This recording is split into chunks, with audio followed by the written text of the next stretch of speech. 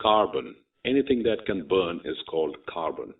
For example, wood, coal, kerosene, diesel are all made up of carbon. Bonding and carbon. A chemical bond formed between two atoms by mutual sharing valence electrons. So both atoms acquire stability and form a bond called covalent bond. Covalent compounds have low melting and boiling points. For example, chloroform has a boiling point of 60 degrees centigrade. Covalent compounds are non-conductors of electricity due to the absence of free ions. A shared electron pair is known as a bond pair. A single covalent bond is formed by sharing a pair of electrons. Example, hydrogen molecule. A double covalent bond is formed by sharing two pairs of electrons.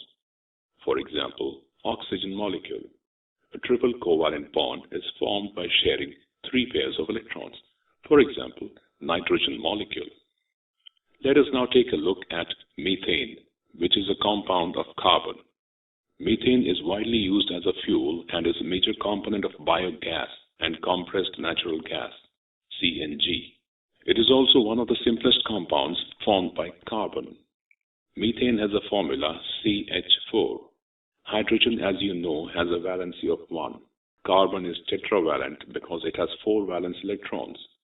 In order to achieve noble gas configuration, carbon shares these electrons with the 4 atoms of hydrogen. Such bonds, which are formed by the sharing of an electron between two atoms, are known as covalent bonds.